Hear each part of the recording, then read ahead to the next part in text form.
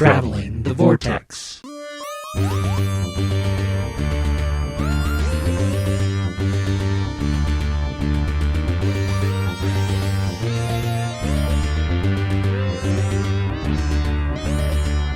We've joined the Master as he escapes the Vortex and arrives at episode 492. I'm Keith. I'm Sean. I'm Glenn. How you guys doing? Pretty good. I'm doing a little bit all right. Just winding down from getting graduation invitations sent out this week and getting everything kind of finalized for Caitlin's graduation at the end of the month. High school graduation. Wow. Oh, good Lord, she can't be that old. Yeah, she'll graduate high school on the 22nd, and then she's here for the summer, and then she's gone next year off to Emporia State. Woo. Wow. Yeah. Time goes fast. You guys were talking about earlier before we started the show putting your little ones down, and I thought, well, I don't have to put mine to bed anymore. I go to bed whenever they're ready. Although I will not tell you how envious I am. You'll get there. You'll Yeah. get there. I'll tell you, though, the youngest one, I probably ought to be putting him down to bed because he stays up way too late now. He's sort of dragging in the morning when he gets up. Did you guys watch anything or do anything this week? I watched a lot, so maybe I should go last. Or I could go first. I don't think I watched anything. I'll say real quick, I have to tell the backstory to this. So Shai, of course, has been on the Scooby-Doo kick. Absolutely loves Scooby-Doo.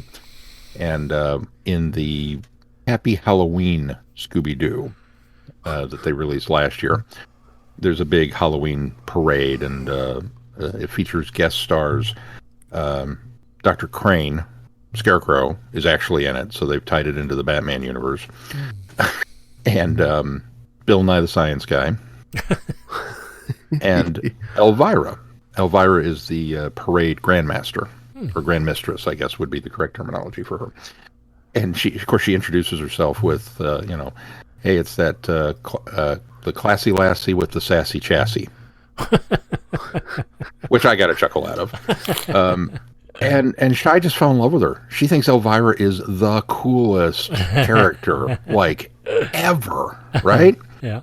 So then we were going to do something, and she points at the wall and goes, "Papa, that's Elvira." Because we met Cassandra Peterson at a convention, and I was like, "Oh yeah, no, that's her." So the fact that she was able to make the leap from the cartoon to, not that Elvira's hard to miss, but from the cartoon to the live action, I thought to myself, well, I wonder if she's ready for like Mistress of the Dark, which just came out on like a 4K Super Edition Blu-ray. So I went ahead and bought it and brought it home, and then I started thinking about it. It's like, okay, I've seen this once, like years and years back when it came out, and I seem to remember, I mean, it's Elvira, so there's going to be a lot of sexual innuendo. Yeah. But it's PG-13 sexual innuendo, so it's probably not really all that bad. A lot of but I couldn't remember it. Yeah. And I kind of thought most of it would fly over her head anyway. So I asked Mel about it, and Mel's like, I don't know, I've never seen it. So, yeah, we'll try it out and see what happens. I'm like, okay. That's a great parenting, right? Yeah. So we sat down to watch. How old is Shai again? She's 5. Yeah. Okay, go ahead. We sat down to watch Elvira, Mistress of the Dark, and she loved it. She was right there with, again, most of the humor. I'd forgotten how just genuinely cute and funny that movie is. It is. But most of the humor was kind of over her head. But she was on board with the antics and whatnot, and just the fact that Elvira is on screen, she was happy with. And Mel laughed quite a bit through it. She told me afterwards, she was like, I had no idea she was that funny. Until, and I don't know, I'm spoiling, I guess, for people who have not seen it, but I don't think you can spoil a 25-year-old movie. She's making the mystery concoction and gets the recipe wrong. She's just kind of throwing whatever in the pot, and that claw thing comes up out of the pot. Now, legit, this is not any worse than any Scooby-Doo episode. Yeah. I mean, it's such a fake-looking Muppet hand monster, right? Yeah. Shai, I think, was a little weirded out by that. She was glued. She didn't screech in, but she sank back in the couch just a little bit further than normal, and she kept waiting for it to return. So then the next scene, when Elvira makes it for the potluck for the whole town, she's coiled ready for it. Ready. and it doesn't show up in that scene. So I think she was kind of like, okay, where is it? And she spent the rest of the movie worrying about the thing in the pot. But overall, I would count it as a success. Papa's still batting 1,000 on introducing her to movies she probably shouldn't be watching. But that gives me hope that, well, if she made it through Elvira, maybe now we're getting closer to being ready for Star Wars. Yeah. And then the adults, we watched Nobody. And this is the Bob Odenkirk. Oh, okay. Yeah, it's John Wick. Right. And here's the funny thing. So, like, John Wick comes out, and I love John Wick, but I'm thinking to myself, man, there's just going to be a whole slew of John Wick imitators coming. And then we're going to get the John Wick parodies. And then we're going to, that's the routine with these things whenever something makes popular. And this one, it's written by the same guy that wrote John Wick. And it's pretty much John Wick. I mean, it starts off and it does its thing, and then, inciting incident, and then bump, bump, bump, bump, and you know exactly where it's going. And then all of a sudden it throws just a little curveball in it. It's like, oh, okay. And then it goes back to being John Wick, and then it throws another little curveball in. It's like, oh, okay. It is hysterically funny. And very graphic, as you would expect. Mm-hmm. But it does just enough things different to not be 100% John Wick. It's definitely cut from the same cloth. And the humorous bits work within the confines of the story, so it's not quite a parody. It genuinely, for as funny as it is, it's playing itself straight. It's being very serious about what it's doing. It just is doing it in a very humorous way. So it's not a complete parody. We were really taken aback by how much we enjoyed this thing. Cool. So if anything along those lines is up your alley, give that one a try, because it was just a hoot. Kate, you said you didn't watch anything. Did either of you guys watch the first episode of Bad Batch? I have not yet. Me neither. Well, that's what I did for Star Wars Day. Did you guys do anything for Star Wars Day? I watched the Simpsons short. Oh, I haven't watched that yet. I had intended to watch it that night, and then I got busy doing. Oh, I think it was the night. No, I got busy doing something else last night. I can't remember what it was. I heard that was really cute, though. It is cute. Well, Bad Batch is a good start. So when you guys get around to seeing it, we'll have to talk about it, because Bad Batch was not the least favorite of the final season of Clone Wars, but I wasn't I thought that their storyline in the Clone Wars kind of got dragged out too long, and so I wasn't as wowed by him as everybody else was, and so I wasn't too excited about this new series, but it hits the ground running, and I really, really enjoyed the first episode, so I'm really excited for this series now. So now, you guys would probably be better to ask then. Am I crazy, or did the Bad Batch make an appearance prior to Season 7 in Clone Wars? I thought maybe they had. I'm pretty sure they hadn't. No, I don't think so. There was a group of clones that were, I don't know how to describe them. That they weren't like bad, but they had some issues that they weren't quite defective, right? And I think defective is the right term for them, but not quite as defective as these guys. And I think that I read somewhere that was Filoni got the idea to create the Bad Batch based on that storyline that happened. So it just seemed like even when I was watching Season 7 and they showed up, I thought, oh, these are those one guys. So maybe it's just me filling in the blanks. Yeah, it could be. But I think you guys will like it. It was really good. It's very much in the spirit of the Clone Wars. So, and then, well, here, let me run over my list here. I watched The Thin Man from, was it 1938? Which is really, really good. A detective and his wife get drawn. He's kind of retired from detective work, but he gets drawn back into a mystery. It's a lot of fun. It's very suspenseful, very funny. I'd never seen it. Very. Oh, really? It was your first watch? Yeah, it was my first watch. So sweet. Very good classic movie. I'm looking forward to continuing on the series, because I guess there's 4 other films. Yeah. So they had such great banter. Yes, they do. Their chemistry is so good together. I mean, and you genuinely, a lot of times you watch an old movie specifically, and they might have the right chemistry, or they might seem like a couple, but these guys seemed like a married couple. I mean, they gelled that well that I would have believed that they were married in real life if I didn't know better. It was their pairing was so well done. It's on par with like Cary Grant, Katharine Hepburn kind Yeah, of. yeah, here. I Yeah. agree. And then I watched Senior Moment with William Shatner and Christopher Lloyd and Gene Smart. How is it? It's cute. The writing is a bit amateurish, so it feels very straight to video. But it's got a nice little message, a nice little story. I think William Shatner shines in it. He's really good. I thoroughly enjoyed him. He's one of those actors that, I mean, he's pushing 90 now, isn't he? Or maybe he's over 90. I think he is 90 now, isn't he? I think he's 90. The guy does not. He is so with it. You would not look at him and go, "Oh, that guy's 90 years old." He is so together. He's so with it. He still has the acting chops. Terrific. Christopher Lloyd. It was fun, but he's not in it enough to really kind of make too much of an impression. But what he is in the movie, I enjoyed. And Gene Smart were really great. So the performances were good. The story was just kind of saccharine, but it was cute. I enjoyed it. The trailer didn't seem like maybe there was much to it. I think the thing is, I expected it to be a lot funnier than it was. It is funny. It has some humorous moments, but it's not rip roaring funny. It's more subtle rom-com funny. So, Gotcha. yeah. And then I watched The Magic Christian, which is a Ringo Starr and Peter Sellers film, which is one of those wacky late 60s psychedelic kind of disjointed film experimentation type things. But Peter Sellers gets a chance to do some really zany stuff and some accents and stuff. So it was that was the highlight of that. And Ringo Starr's just kind of there. He's just kind of doing his thing. And then Bad Batch, I watched that. I finished Dalek Universe 1, which I had the last story to listen to, I think last time I talked to you guys.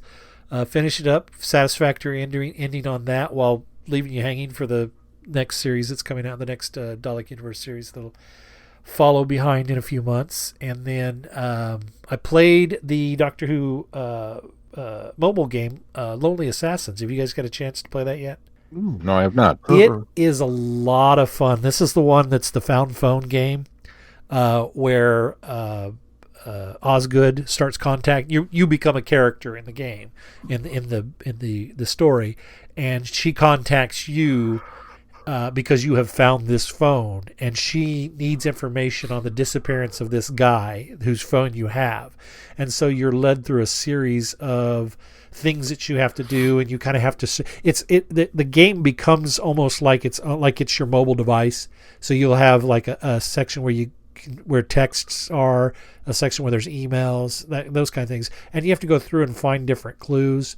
You have to go as you do things. Files in there that are scrambled will be decrypted as you go along. There's a couple of moments where you have to do some kind of quick things before something else happens. I didn't get that one done in time, but there's a fail-safe part of the story that allows you to go on. I'd like to go back now and play it and see if I can actually, now that I kind of know what I'm doing in that one area, where there's something that you have to do a lot of things before a certain time. You kind of timed on doing it that I didn't get done in time. I'd kind of like to go back, and I don't think that the outcome or the story changes beyond that, but I have a feeling that there might have been a little bit of a different route before it got caught back up to where I was. So I'd be curious to see if anything changes with that. But it's really cool. It's very well done. There is a lot of original audio that she obviously recorded, and then there's also a lot of it's text based. So she's texting back and forth with you, so you don't have to have her voice. They didn't have to have her voice as much as you would expect.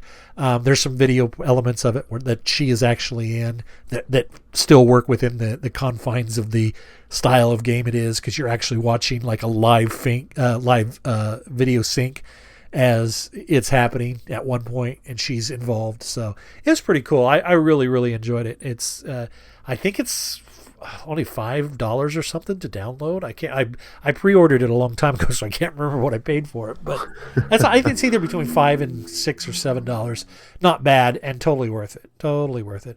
I sat down and played it all in one night, but it probably was about a 3 or 4 hour game. So, and you could probably do it quicker, but That sounds like a pretty cool one. It's fun, and I thought maybe I'd do a little more formal review of it, maybe on YouTube, and because I recorded a little bit of my gameplay. So that was it. I think I ran through everything. I did want to give a shout out because they just followed this week, and I started listening to them. It's not Doctor Who related, but there's a podcast called the Video Junkyard Podcast, and it's some guys that kind of list. They kind of, from what I can tell, I've only listened to one episode, but from what I can tell, they review old videos that are kind of either cult classics or B movies or ones you would find in a bargain bin. And it's three guys that actually, there's two regulars and then one guy that's kind of reoccurring. They just talk about movies. It'd totally be up your alley, Sean, because a lot of the things that I can tell they watch are things that you and I are familiar with from working in a video store. You know, it's the things on the shelf that you picked up and threw in because what is this? You know, and had it playing in the background and went, okay, that's a wacky film. I think the one I listened to was they reviewed or talked about. I didn't really review it, but they talked about Teen Witch from 1989. So. Oh, I think I kind of sort of remember Teen Witch. Yeah. The only reason I knew of it was the only reason I knew of it was because it sat on the video shelves at Movie Magic. So.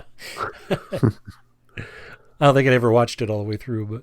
What was the name of it again? It's called Video Junkyard Podcast. Video Junkyard Podcast. I'll have to give it a listen. That's it. That's all I had. Shall we move on to our reviews? Looming through the flames with his serpent's eyes and cruel smile, the haunter of my dreams approaches, as I knew he always would.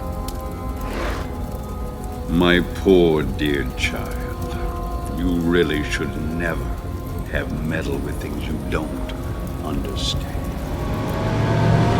From Big Finish Productions, Master. It seems we experienced some kind of temporal distortion on our test run. You mean you affected time? I want to show you something. What? Everything. God, something's coming through! I'm here. Well, this place hasn't seen visitors in a while. If I were her, I'd be ready to kill. I wish you to receive us as friends. I can only imagine how you treat your enemies. I have no enemies, Chancellor. No one would be stupid enough to make an enemy of me. A compact flyer is taking off with 2 people aboard. Okay, different tactic. Targeting engine unit.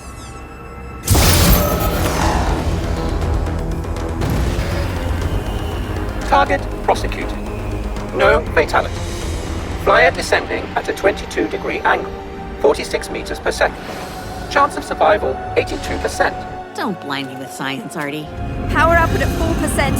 Autopilot failed. Okay, transferring to manual controls. Pull up a bank. We can't crash there. Big Finish. We love stories. Attention Earth authorities! We have returned. Do not resist. All resistance will be exterminated. I'll have to give them the bad news. Deposition is taken. Daleks! The Daleks are back! Don't worry, Lila. I've met Daleks before, and I can't wait to catch up. Master Faustian. Drake Enterprises is the most powerful company on Earth. Dr. Lila Krieg is its most valued asset, but her experiments open a doorway in which allow an evil back into the universe. The Master can offer Lila the world, so long as she obeys him. Dun, dun, dun. Yeah, I didn't expect to like this as much as I do. It wasn't that I went into it negative and thought, oh, I'm not going to like these stories because it's Eric Roberts or anything like that, because I've always enjoyed Eric Roberts in the movie as the Master. But I wasn't quite sure how you can prop up an entire story surrounded by that particular character when you don't have the Doctor involved and you don't have any of the other characters involved. So I kind of wondered, because it goes into it interestingly enough without a protagonist. And by that I mean the gal that is the running the experiments and ends up being influenced by him to pull him out of the vortex. She's set up to be our protagonist, but she's not a good person by any means, because she ends up being for all intents and purposes, a companion to the Master in this particular story. So I think she's somewhat likable, but she doesn't have any redeeming qualities, I think, until much later, which I'm glad that this is a 3-part box set, because I think her story arc comes full circle enough that she does get some redemption. But she's likable enough in this story that you kind of sympathize with her motivations for doing this.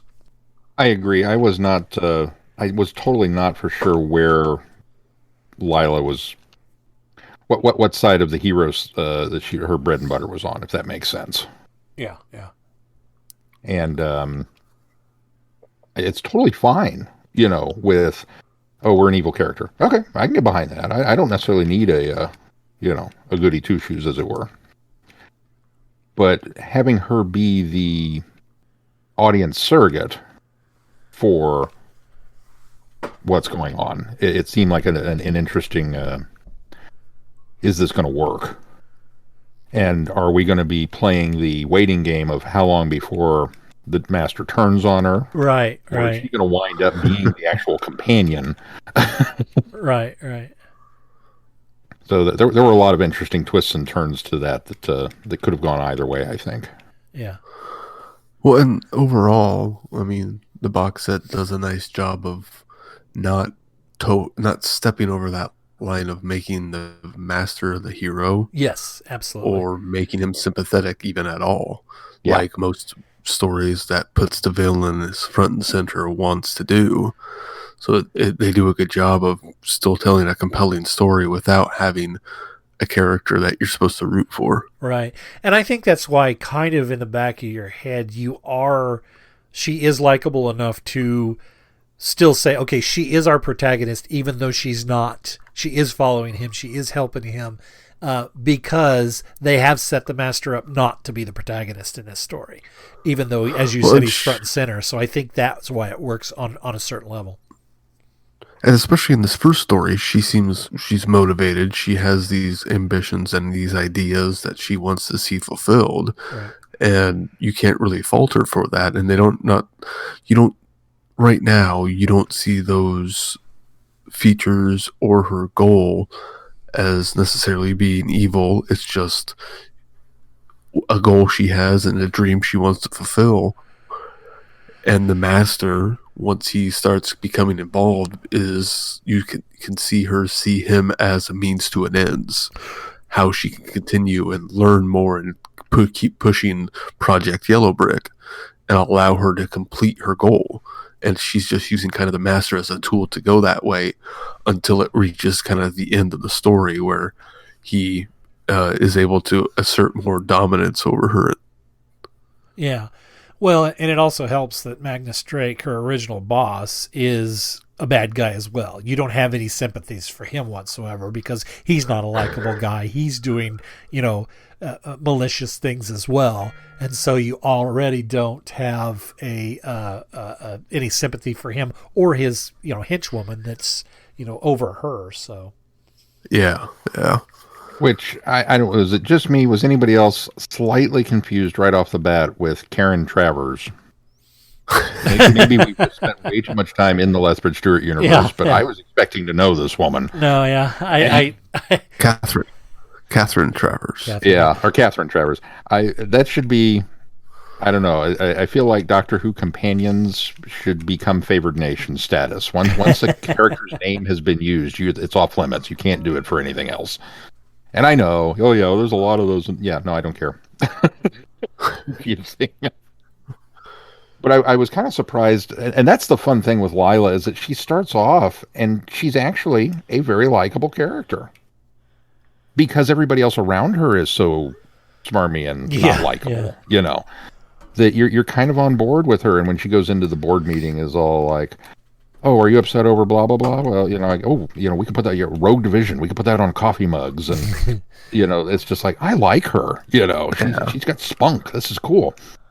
But then, as the story progresses, and you find out the depths to which she has gone, it kind of suddenly becomes a little more than just Rogue Division. it's a little more than just, oh, you're kind of that scientist that's doing whatever it takes. Yeah, no, Right. that's right. not cool.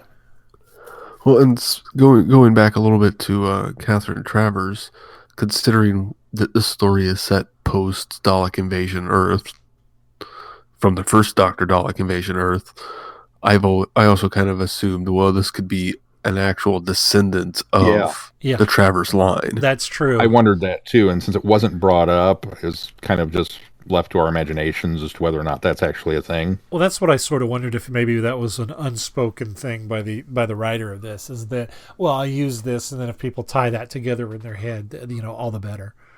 I think the other thing that this does well is you really kind of feel you like Eddie too, her cohort. He's got some, skeletons in his closet too, and then there's a reason why he's also working for this organization. But you like the guy because, he's on her side, he's doing these things, and then he turns on her most of the way through this, and you're like, oh, no, I don't like you anymore. But nice job, because I didn't see that coming. So, that worked out well too. It's good stuff. Should we move on to Prey? Impossibly glamorous assassin Vienna Salvatore has a new target. Crossing time and space, Vienna takes one final job to free her from this life. But when the master is hunted through the slums and ganglands of London, the line is blurred between predator and prey. I'm torn on this one because I love this one. I knew you would. I love this one. This one, I knew this you one would is. because of I don't know reasons why that you don't like like this one. This is Escape from New York, man. That's why I don't like it. That's what I thought, and it feels like Escape from New York. I mean, it has those same kind of trappings without actually borrowing too heavy from it. I mean, the plot is not quite the same at all, but there are a lot of, you can tell that it's very heavily inspired by Escape from New York, and I absolutely love Chase Masterson as Vienna. I am so looking forward to when we reach in the main series, I think it's the main line where she is introduced. She's got a spin-off series of stuff. I'm so looking forward to going and listening to this because I thoroughly enjoy her as a character. The bounty hunter with a conscience is such or assassin with a conscience is such a great concept. I think that's really interesting that she's got this core set of, yeah, sure, I'll go out and do a hit on somebody, but only if they really deserve it. So that's really good. And then pairing her up with that robot was just terrific. Their banter, their chemistry, their back and forth together was so much fun. And it kind of puts, the master in a situation where at this point you do feel a little bit for him because there are greater stakes against him. So while you don't elevate him so much to hero status, you do find yourself rooting for him to get out of this situation. And you even sort of find yourself rooting for him to get away from her, at least for a while, so that this situation can be resolved with these gang lords and what's going on in this dilapidated part of the city, which I think they said was Notting Hill, right? Which I think is hilarious because that's not a dilapidated place right now. So well, sorry, see, I almost started rooting for Vienna more than anything else. Oh, absolutely. No, I think that's who you're meant to root for in this. Yeah. I do not Especially disagree. once you learn more about her, her motivations and reasonings and how she operates. Right. I do not disagree with anything that you said, for all of the same reasons. I love Chase Masterson. I thought she was a great character. I am 100% on board with more Vienna. Once again, sorry, Keith, managed to do you a disservice by introducing you to something apparently at the end of the run. Didn't know. My only excuse on that. But more of her character, more of her would be great. And we didn't really talk, I don't think, enough about Eric Roberts. Maybe we'll circle back to him. But one of the things with Faustian that I genuinely have come to love Eric Roberts' Master. And I think a large part of that, obviously, is through Doctor Who, the movie, over and over and over and over and over again, because it's such a unique take on it. And so I was very excited to listen to him come back to this. And he just wasn't really in the first episode quite enough for me. I was thrilled with what they did with him. That, oh, this is how he gets out. That's cool, because we never get that excuse, ever. It's just not something we're going to talk about. Well, we killed him again. Okay. We'll get there. When we get to the end, we'll talk a little bit about coming out of the vortex, but go ahead. But, just, okay, great. And then he's doing all the master stuff. He's whispering in her ear. He's promising her power. He's promising her this. And Lila's such a smart cookie that she, I think, really kind of goes toe-to-toe to him for a bit when she has him trapped in the field. Yeah, finally in this story she does. Yeah. And so there was that element that was great. And then he gets out and, kind of becomes the master. And then and then it ends. I was like, oh, well, okay. So then the second one starts, and I'm looking forward to more of that. And right off the bat, there's been a time jump. He's had time to, in Constance's power and consolidate everything and be Magnus Drake. And he's given Lila kind of free run of the thing, although she sure acts a lot more like a secretary, even though she bristled at that when he called her that. But then it turned into Escape from New York, and I went, really? Because I mean, see, I think had we stayed though along the way that it first sets up, there wouldn't have been a lot of room for action. I think that the writer would have leaned too heavy into the machinations of everything happening and machinations, and I just don't think that.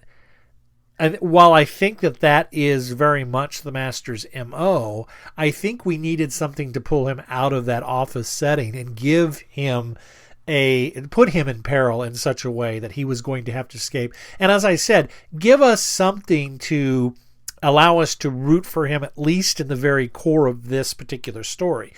And I'm with you, Sean. I think that there's not enough of him in the first one because I think Eric Roberts as the Master, I've always thought Eric Roberts as the Master did a fine job in the movie. He is fantastic. Every time he is speaking in this, he sounds like, number one, as an actor, sounds like he's having a blast with the role.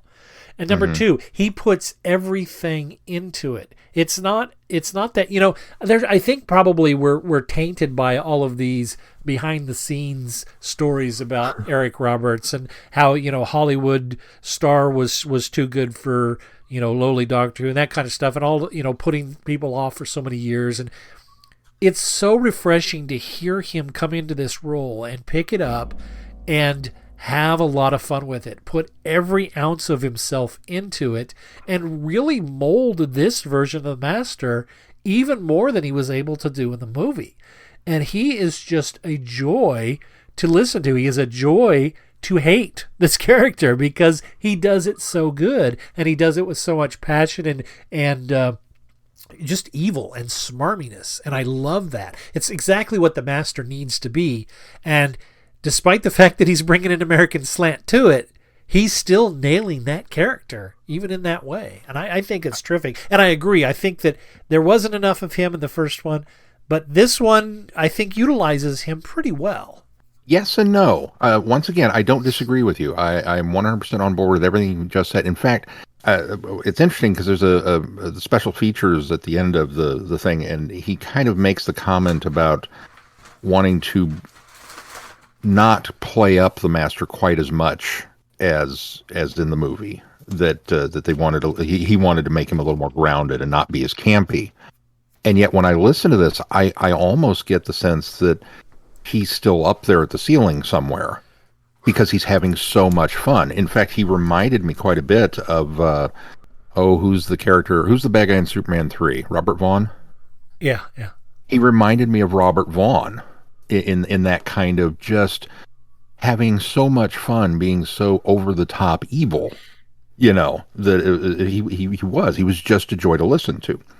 My problem is that by doing the Escape from New York, and don't get me wrong, we can, Doctor Who, you're going to borrow from the best. All right, Escape from New York's a great source material to borrow from.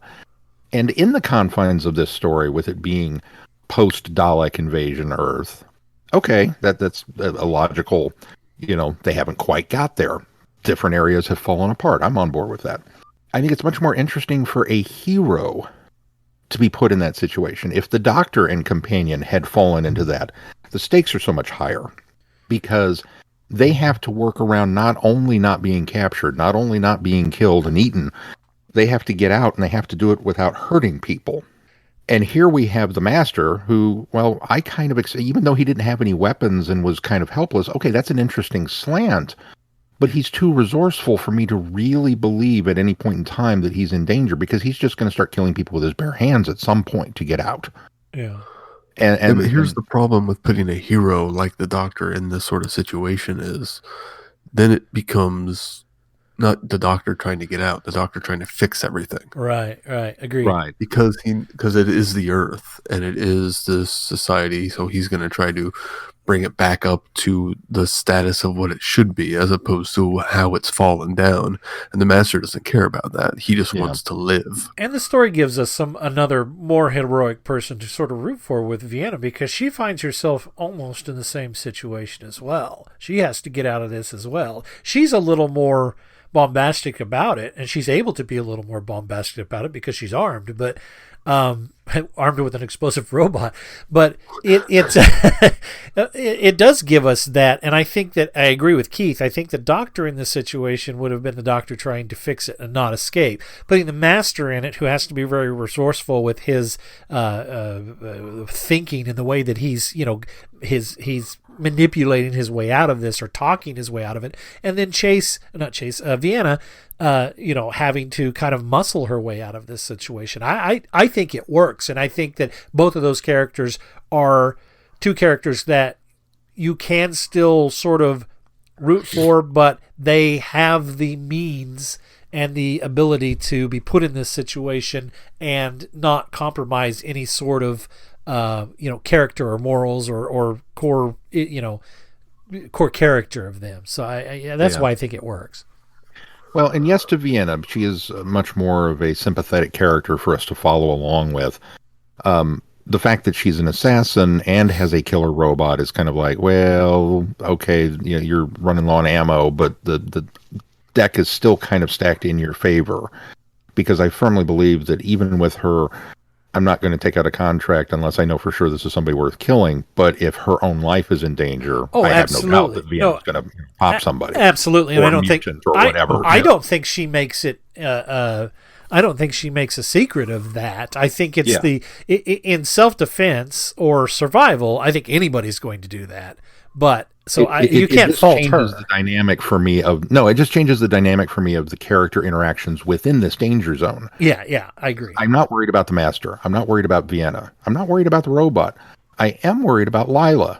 Yeah. Because she does not necessarily have that killer instinct, at least that's been established yet. And she has become very reliant upon the Master. And so when they get into trouble and we meet up with the King Slug, whatever his name was, the Master reverts back to MO. He's very charming. He's very suave. And, you want her? Okay, kill her. Sorry, dear. I feel like it neutered Lila in a way because her character was so strong in the first one. See, but such a backseat in this one. I think that's what I liked about this because it didn't change the character of the Master, because I completely expected the Master to turn on her at some point. Throw her under the bus. I completely expected that. And so it was interesting to see how she reacted to that because she didn't expect that to happen. And so I think that's what made that even more interesting is to see how that plays out and how she reacted to that. That's what I thought was well done about this. Well, and that's just... And that also sets up her turn later. It also sets up her turn later in the next story. Yeah, right. Absolutely. Yeah, absolutely. It gives. We know that turn's coming. We know that he has to betray her in order for her to get to that.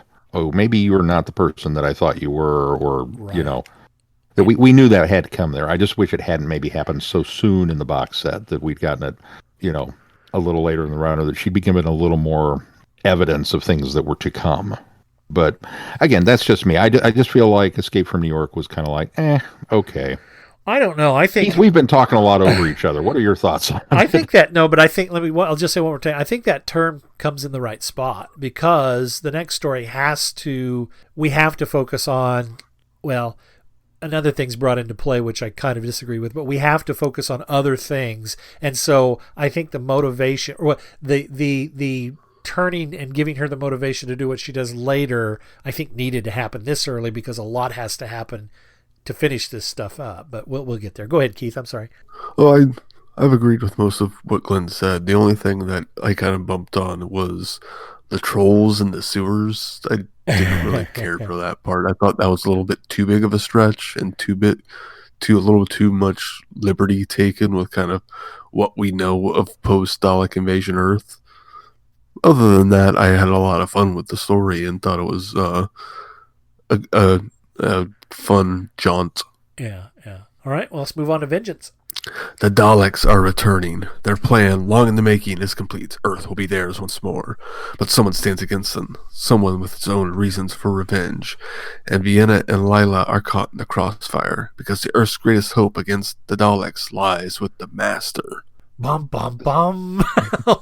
Only because Eric Roberts still shines in this. Vienna still shines in this.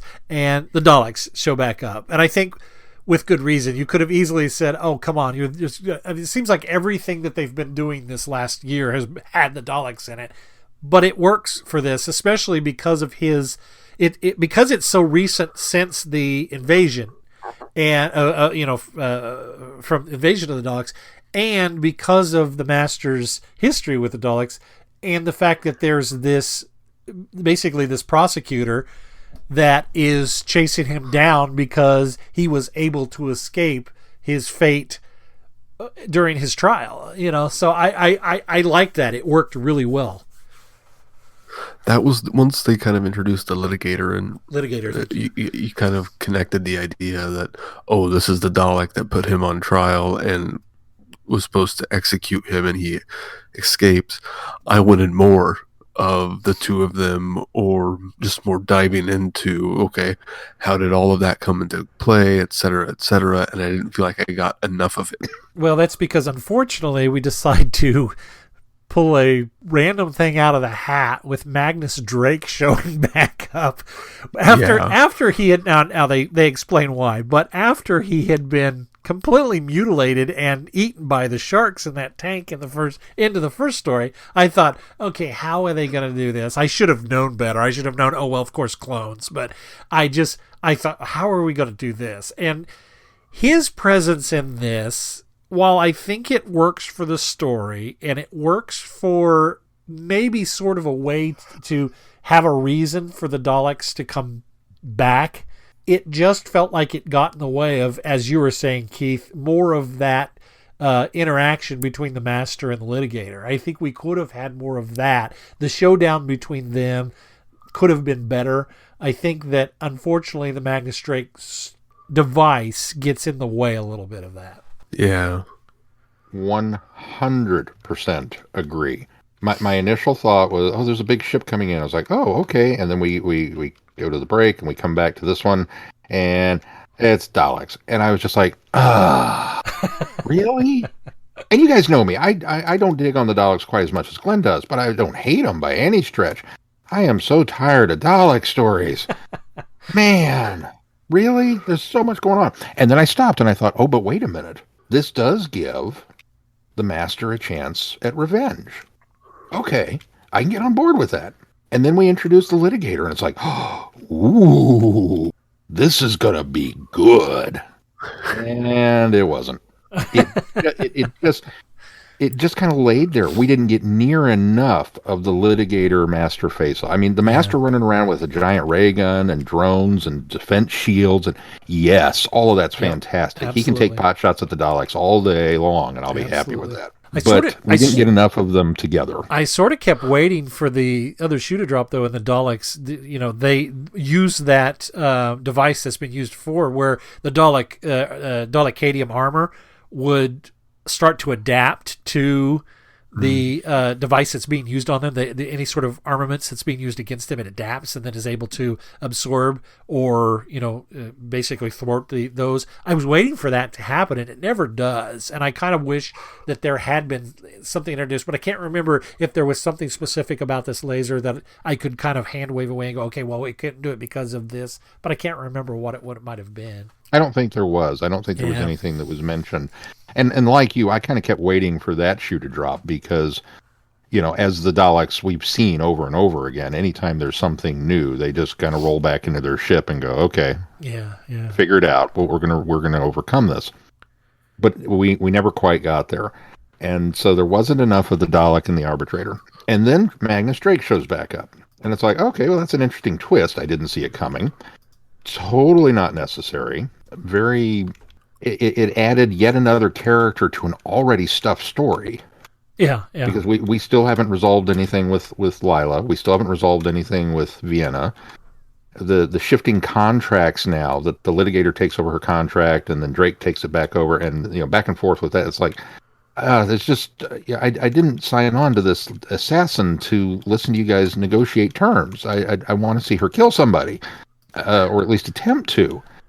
And so the team up with all of them was great. That was okay, this is interesting. But then it fell back into okay, we're just going to go back to what we know, which is the Master's going to betray people, and now Lila's betrayed him and teamed up with Vienna, and there's Daleks, and okay, then it's kind of over.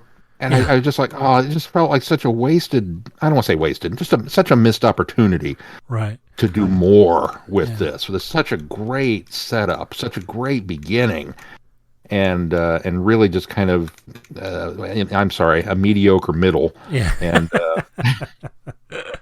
just kind of fizzled there at the end for me. I just couldn't get behind it. I would agree. The other problem with bringing Drake back is it leads to a big bunch of just info dumps of, well, here's how this happened previously and how we got to this point. And it's like, I don't really need to know all of that. Right. Yeah. I mean, if you're going to go through all the trouble to bring Eric Roberts in, let Eric Roberts carry the thing. Yeah. I agree. I mean, just any time that Eric Roberts is not on screen, as it were, doing mastery things is a waste of Eric Roberts' talents. Yeah. That's how good he was.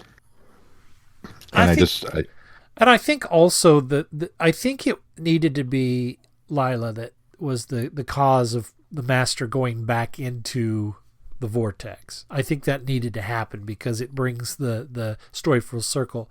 But almost, even though she helps, it almost kind of cheapens Vienna's storyline because she doesn't have as much to do here at the end, and she hasn't necessarily, finished her mission or what she was set out to do, even though we find out that she was actually hired by Magnus, right? Magnus Drake.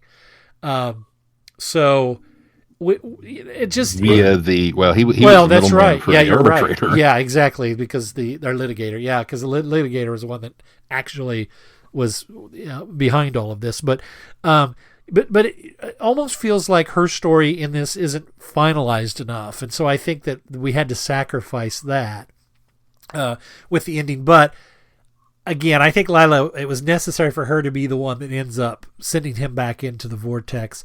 And this brings us back around to what you were saying about always wondered how he got out of the Vortex. Well, sadly enough, but nicely done by Big Finish, is the Master's been back in other material. This particular incarnation of the Master's been back in other materials, including audio stories that Big Finish has done.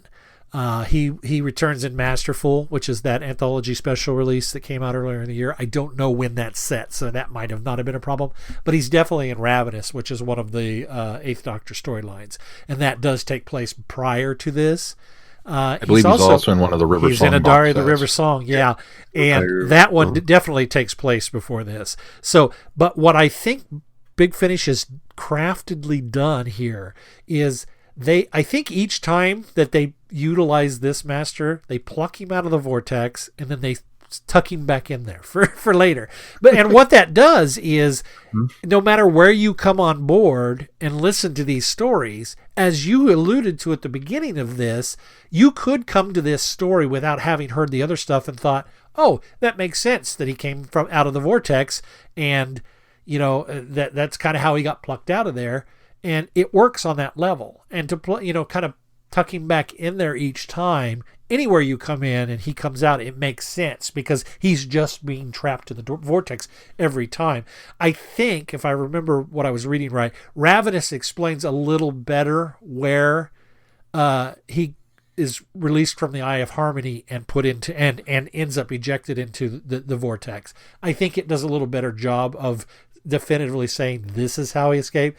But overall, Big Finish also, any other headcanon that anybody else has, these always seem to kind of work with that. And I appreciate that Big Finish doesn't step on, number one, its own toes or the toes of anybody else that have ideas or have alluded to what happened to this master, this version of the master. Yeah, I thought that part was really cool because the Diary of River Song one also kind of touches on a little bit of how he likely survived. Overall, I think the box set, I think Eric Roberts' performance makes the box set as weak as the last entry of this is, and even for if I were to agree with Sean that the second story wasn't as strong, overall his performance in this makes this box set very enjoyable.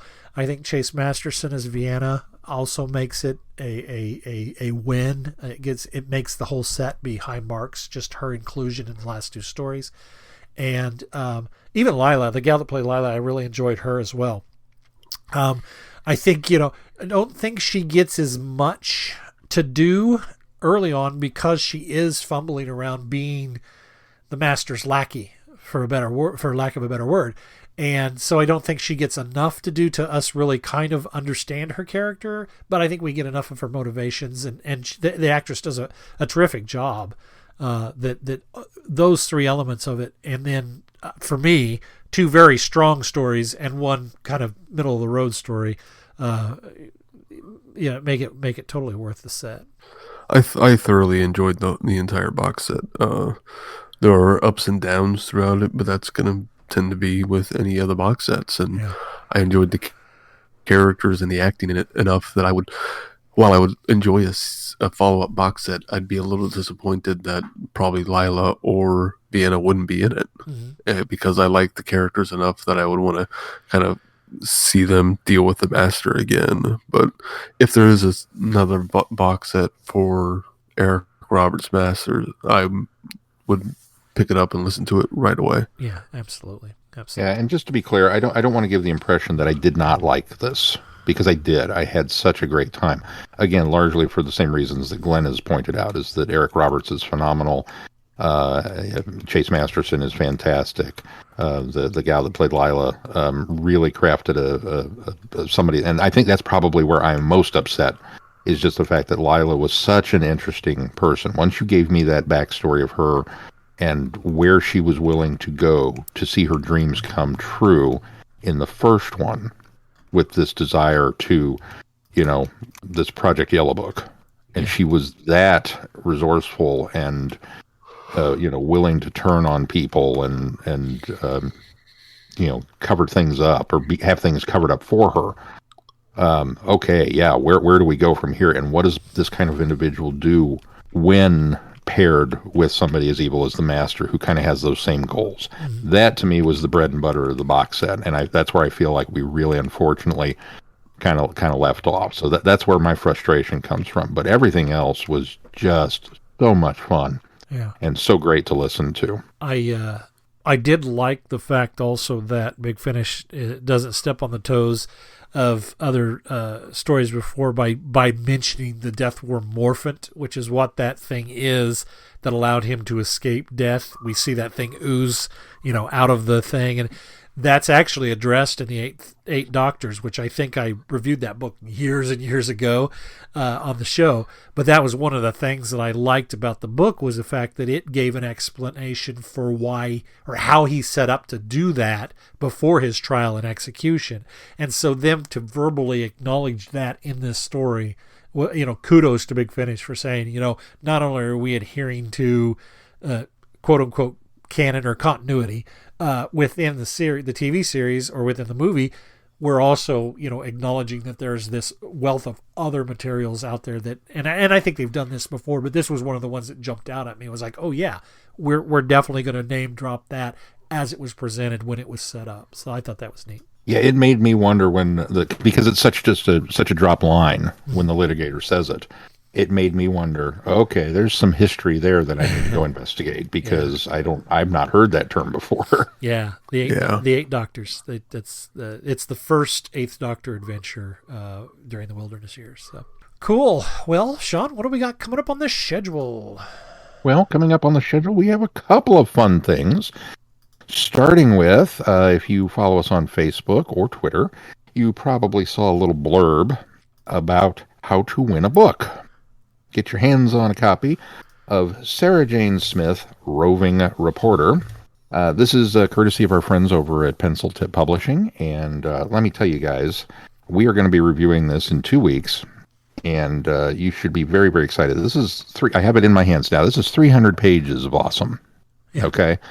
It's got short stories, it's got some essays, it's got a foreword by Sadie Miller, Elizabeth Sladen's daughter. I blanked on her name. I cannot believe I did that. It's got some illustrations. It is just, I can't wait to dive into this and review it.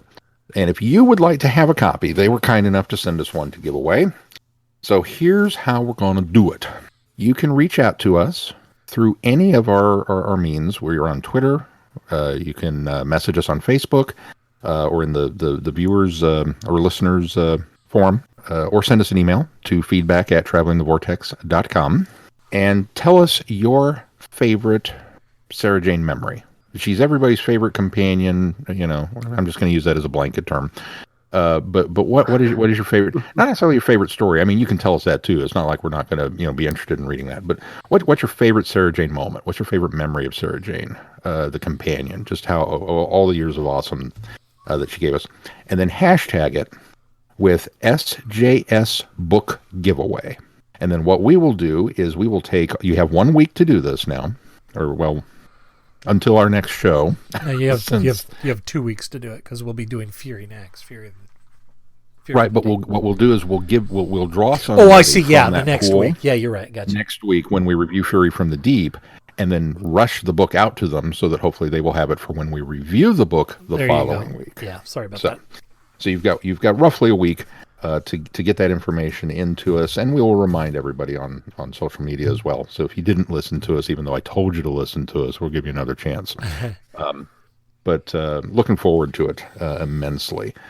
And so that kind of is that. But yeah, as implied by that description, next week we are doing the animated reconstruction of Fury from the Deep, the second Doctor story. Looking forward to that too. And then the following week we are reviewing Sarah Jane Smith, Roving Reporter. So hopefully you'll have had a chance and gotten your copy by then, so that you can read along with us.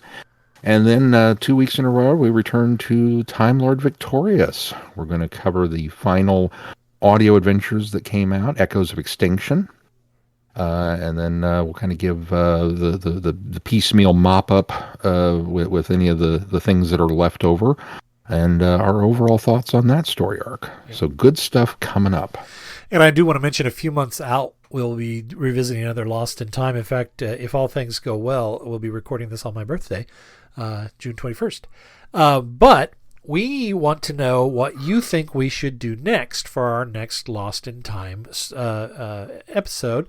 So there are some choices on actually everything that we have not done yet is on our Facebook page. It is also on travelingthevortex.com. And you can look at the poll there, either of those places, and submit your vote. Your choices are the Space Pirates, Marco Polo, the Savages, the Smugglers, and Evil of the Daleks. And so you give us your choice on those. I notice on the website right now, the Space Pirates is in the lead. And over on Facebook, there's actually 2 polls on Facebook that you can utilize. You can utilize the one in the listeners poll, listeners forum, and you can also use the one on our main page. They'll all be tallied together. So vote, early and vote often. And so what you're saying is there is an opportunity to skew the vote by voting in all of the polls. Yes, there absolutely is. Vote all 3 However, places. you can only vote one time in each poll. So if you vote for the same thing, you're all the way across the board, you're just going to end up, basically equaling your vote out anyway. But yes, you're absolutely right. You can vote in all 3. But yeah, are we not adding them all together? Well, yeah, we are, but yeah, we will. I'm just saying. So a vote for each poll is 3 votes for that thing that you want. Right, there you go. That's sweet. Okay, much better said. Much better said. Yes. So yeah, be sure you let your voice be heard, and then we'll decide. We'll let you know. That's still about 2 months, about a month, full month out, a little more than a month out. So we'll know before then. I think that is all I had. Be sure to check out the website for updates and that poll. And if you get any value out of this podcast, consider putting some value back into it. You can do that by clicking on our Patreon link and consider supporting us. Also, please consider giving us a 5-star review wherever you subscribe to the podcast. Specifically, Apple Podcasts does a lot for us as far as bumping us up in the ratings. And then make sure you join the conversation on our listeners forum on Facebook and engage with other listeners and share your thoughts and insights. And anything else we need to touch on before we close the show? If not, until next time, I'm Glenn. Sean. I'm Keith. Cheers. Good night, everybody. Be seeing you. Happy birthday, Doctor Who the movie. Don't forget to dress for the occasion. You have been listening to Traveling the Vortex. Doctor Who and all of its associated programs are owned and trademarked by the BBC. No infringement is intended or implied.